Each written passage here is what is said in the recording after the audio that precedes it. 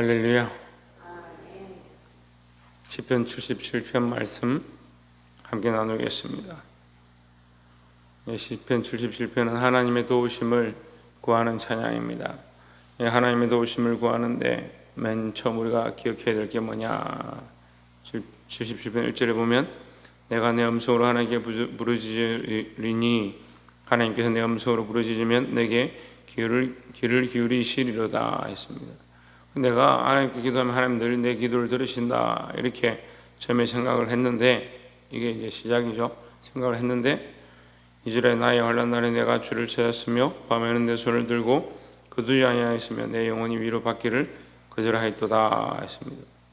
내가 아무리 기도해도 하나님 내게 응답하지 않으신다 이런 뜻을 가지고 있죠. 3절에 내가 하나님을 생각하고 불안하여 근심하니 내 심령이 상하도다.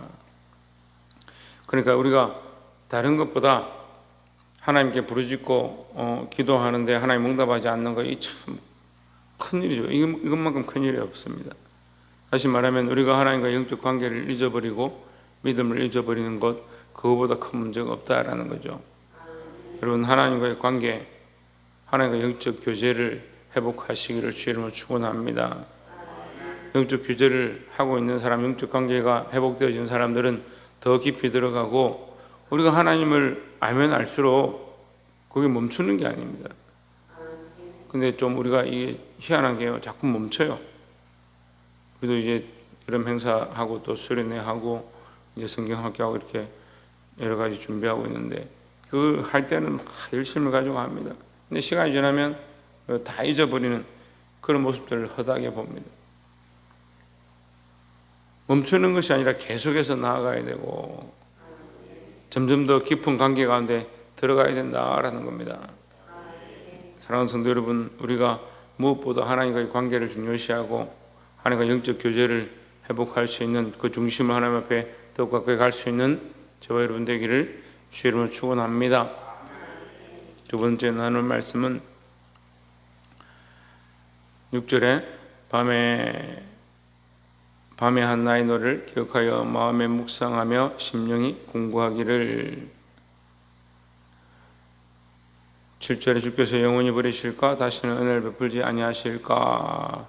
8절 그 인자하심이 길이 다하였는가 그 허락을 영구히 폐하셨는가. 9절에 하나님이 은혜 베푸심을 잊으셨는가 노하심으로 그 긍휼을 막으셨는가 하였나이다 했습니다. 뭘 가장 두려워하느냐? 하나님 나를 버릴까 봐, 하나님께서 내게 긍휼을 베풀지 아니하실까 봐 그걸 두려워하고 있는 겁니다. 여러분, 하나님과의 관계가 끊어지는 것을 가장 두려워해야 되고, 하나님의 음성을 듣지 못하는 것을 가장 두려워하고, 말씀 앞에 섰는데 말씀이 들리지 아니하고 기도하는데 하나님의 뜻을 알지 못하겠고, 그걸 두려워해야 되는 거예요. 그게 죽어가는 모습인데, 그래서 똑같은 삶을 살아가고 있다면 이게 심각한 거예요.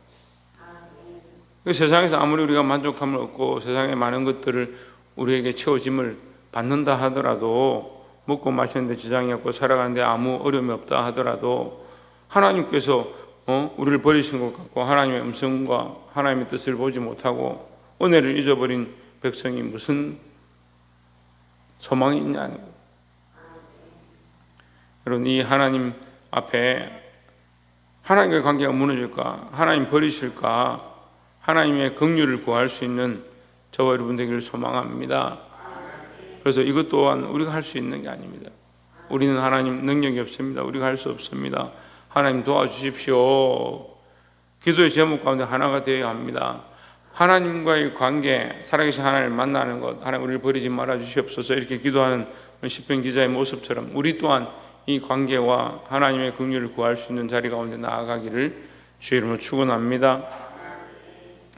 끝으로 세 번째로 12절에 또 주의 모든 일을 묵상하며 주의 행사를 깊이 생각하리이다. 13절 하나님의 주의 도는 극히 거룩하시오니 하나님과 같이 큰 신이 누구니까 했습니다.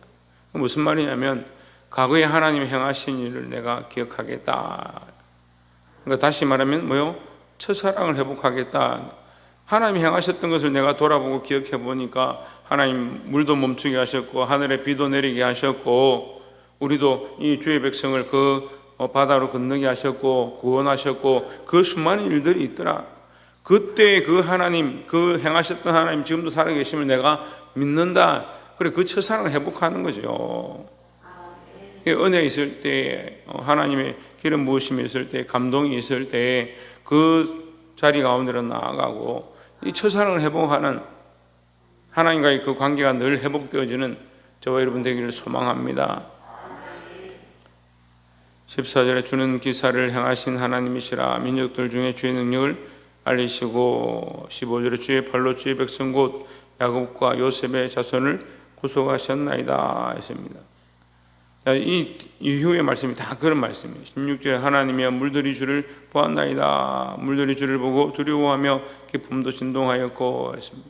하나님 행하신 그 역사를 보고 하나님 창조하신 그 능력을 보고 저 피조물도 주일도 말씀을 나눴지만 하나님 만드신 피조물 그 물고기조차도 순종하고 자기 목숨이 그 낚시해가지고 잡혀 올라오면 죽은 목숨이죠. 근데 왜 순종하는 겁니다. 세계를 물고 올라오라니까 그 세계를 물고 올라오는 거예요. 예수님 명하신 대로 되는 거예요. 자연 만물도 복종하고 자연도 하나님 뜻대로 사용되어지는데 하물며 우리가 그 살아계신 하나님을 모른다는 거예요. 인생이 하나님을 잘 모르는 게 그게 문제예요.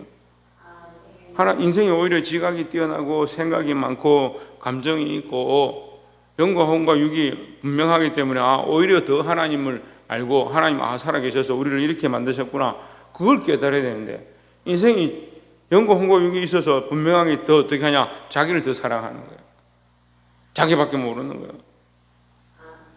왜 자꾸 뭘 잊어버립니까? 하나님이 행하셨던 일, 하나님이 역사하셨던 일 우리 교회 안에도 우리 성도들 안에도 하나님 각자에게 주신 놀라운 그 사건과 기적과 역사와 하나님 응답하셨던 일들이 우리가 분명히 있습니다.